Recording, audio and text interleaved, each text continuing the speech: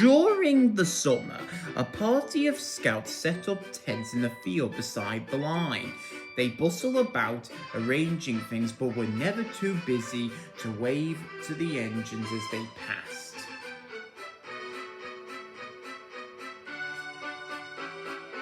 "They've come for their annual camp," explained Duncan's driver.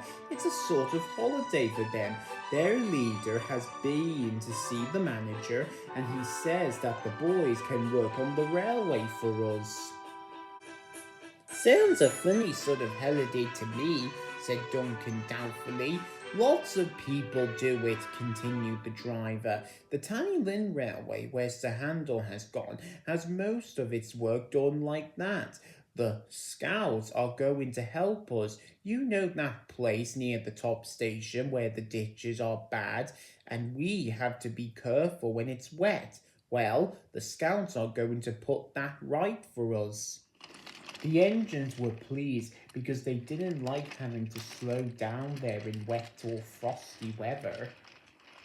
It was anything but frosty that present. Each day the sun shone and it became hotter and hotter.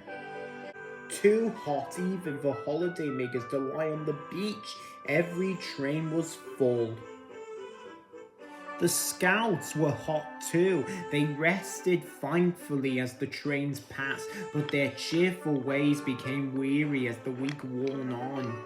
On the final day of their camp, Duncan toiled uphill with the last train. He was looking forward to a rest under the trees at the top station.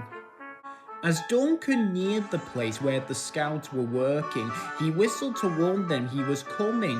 Then he saw the figure across the line in front of the train. Duncan's driver put a hand on his brake. "Steady on, Duncan," he warned.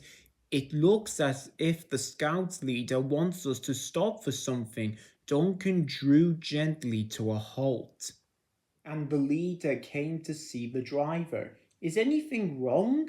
the driver asked anxiously. "Not yet," replied the leader, "but I'm afraid there might be unless the boys have a drink. Can you drop off some pop or something when you next pass, please?" "No problem," replied the driver. "I'll see the refreshment lady when we reach the top station."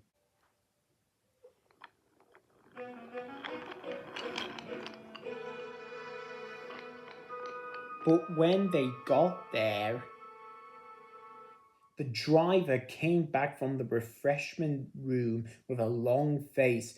"Not a bottle to be had," he moaned to Duncan. "Everyone's as thirsty as those boys, so now what?" Duncan didn't know. He thought so hard that he began to feel thirsty himself. Then suddenly an idea came to him.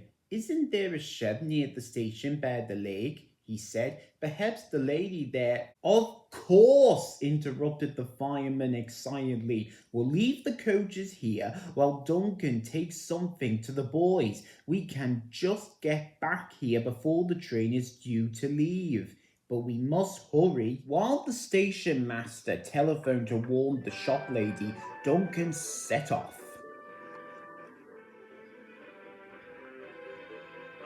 The shop lady met them at the station. "I haven't much myself," she said, "but the lads are welcome to whatever there is." A little later, the Scouts heard a whistle and Duncan puffed into sight.